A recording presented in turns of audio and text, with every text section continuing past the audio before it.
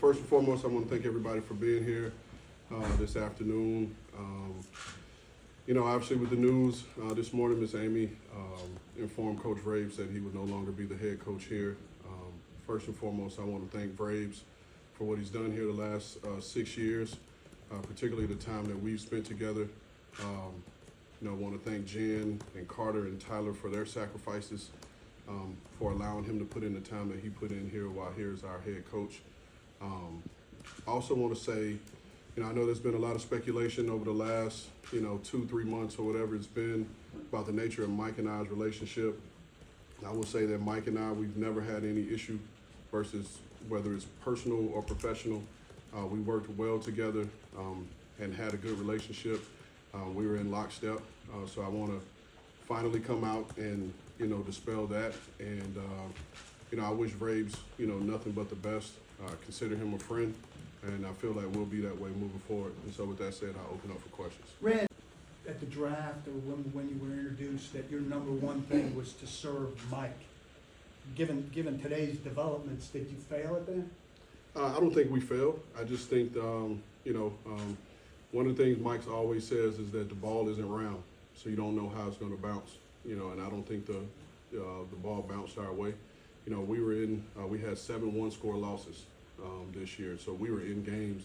Just the ball didn't bounce our way. I wouldn't consider it a failure, but by no means, were we happy with the results. And that's just something we've talked about, privately and as a group over the last couple months of, how do we get this thing right and how do we get this thing, in the right direction. So I wouldn't call it a failure, but it's definitely not up to the standard. Did you and Mike share the same vision, Ray? Did you and Mike share the same vision? Yeah, like I said, season, the way you talked about where things were going. Philosophically, like I said back in my. Going off of that, I think in your introduction you said that the number one item on your to-do list was collaborating with Mike. How do you feel like you did at achieving that or not achieving that? Like I said, we worked well together and we got along, and I feel like our collaboration was fine. And so again, whether it's in that given time when I spoke to the press conference and I said I wanted to serve Mike, serve this coaching staff, that's going to be the philosophy moving forward. No matter who our next head coach is, who our coaching staff is, our job and personnel is to serve them. Right. And to provide them with players, that they want to coach and that fit their scheme, and I think that's the nature of the position. The general manager position isn't like what it used to be. I think back in the day, the GM ran the business side, he did everything, and this is more the philosophies of you see these teams that are still playing, they're more in the collaborative, sphere of both the head coach and GMs working together. And some consideration at least was given to a trade of Mike Vrabel. Can you elaborate on that, and was he ever directly asked if he would be part of a trade? I don't know the nature of his conversations with Miss Amy about him being traded. I do understand the question about a trade. It's just not as simple and cut and dry. And you look over the history of coaches being traded, it's just not a lot in recent times. And when you say recent times, I know Sean Payton was just traded for, but he was out, and New Orleans had a coach in place. But there's also league mandates and rules that you have to follow, before you can execute a trade. And you have the partner, if you will, would have to go through an exhaustive process and meet the Rooney rules and all those qualifications. And before we could even start interviewing, we have to have an opening. And so it just prolongs our ability to get the next and best head coach in here. In all fairness, I don't want to, go into that right now specifically. I promise you, at a given time when we're, up here,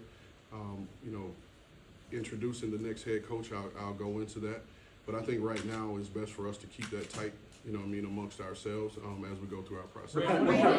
Also to make sure that you are getting a coach that is going to be able to work with what seems to be the future of your franchising quarterback, Will Levis, to make sure that that is right more than anything, if this is the guy you're moving forward with as your quarterback. So, I think all positions are important, and I get the nature of the quarterback position and what it means to not only our franchise but to the league as well. I shared with you guys, before Levis's first start, and it became like a mantra, for me to tell him, I told him you don't have to be number one. You just have to be number one of 11. And so we're not going to, make our whole search about, Will Levis. We have other guys on this team that are going to require coaching. They're going to require development. It's changing. This Yeah, I mean, collaboration that you guys again, it's a thing where it's an ego thing. You know what I mean? From my standpoint of saying I have to have it, it's whatever's best for this organization. What was it about Mike that wasn't compatible with that vision? It's her vision for the organization, not the team. The vision for her organization and how she wants things structured for that. Like I said, Miss Amy's she's made her statement and she's clarified her reasons, and we're here to support her. We never had those conversations because Mike was a part of every meeting that we ever had in terms of talent acquisition. The way we did things last year, from the moment I came in, we had a free agency meeting with the scouts, and we were all in there. We had a meeting with the coaches. We were all in there. Same thing for the draft process. So again, no player came through here that our coaches did not see. How much of the talent acquisition? That it's football. It's football, and it's 74 car crashes. Process of, maybe bringing anybody back. So, like I spoke with the coaches today, my plan is to present our coaching staff, to the next head coach, and give him the ability to interview any of the guys on our current staff if he sees so, and go from there. If he needs advice or input from myself and from anyone here, we'll do that. But I have a ton of respect for those guys, and I kind of let you guys in on the nature of my conversation with them. I let every coach know I appreciated the work that they put in, developing our guys, and that I wouldn't stand in the way if between now and the time we hire the next head coach, if an opportunity came for them, to continue to feed their family. Again, would love for the next head coach to consider some of the guys, because we have some talented guys on this staff, but that'll be, at the discretion of the next. What was it about Mike that wasn't compatible with that vision? It's her vision for the organization, not the team. The vision for her organization and how she wants things structured for that. Like I said, Miss Amy's she's made her statement and she's clarified her reasons, and we're here to support her. Would the organization never look at him at left tackle as you struggled at left tackle? Well, I think the goal for Peter was to be the left guard, and and moving him around, from a new position to a position that he hadn't practiced, I don't think it was advantageous in his development and his growth, because he was learning a new position. From him, he came in, he was an All-American, left tackle in college, but I think, and we talked about this with Peter the other day, at this league, they're bigger, longer players, and the length presents a problem. Now, moving forward, who knows? We may give Peter a look. Peter is a player that I would never bet against and say that he couldn't do something or he couldn't play. But we thought at the time when we drafted him that we could put Peter at guard and he'd be a mainstay. There was never. Coaching search, and you could have final roster say, what makes you feel prepared to take on that larger role? I was thinking about this, as we, move forward. Of course, I've never had to run or be a part of an interview search or interview a head coach. I've never done it, but then I lean on my experiences in growing up, in a household raised by a coach, and a lot of the coaches that I've been around, I've, reached out to, some of my, friends around the league. Some are head coaches, some are GMs, for advice, already. And so I'll lean on those guys to help me in areas where I'm not experienced. What did you like to go? We'll see what the candidate pool list, presents. Obviously that's what everyone tunes in to see is, points being scored and big plays. And so we want to be a well-balanced football team, as we move forward. So however we get there is how we get there. Your mind in terms of who you bring in to be able to establish a solid culture through ups and downs, because it's going to happen. Oh, it's going to be key. It's going to be key, and we need that, at that voice, out of that position. But it also takes the guys in the locker room. So we're going to have to continue to bring the right guys in the locker room. I think we have the right guys, in the locker room and how they respond to things. And, when everybody counted us out, those guys go out there and fight.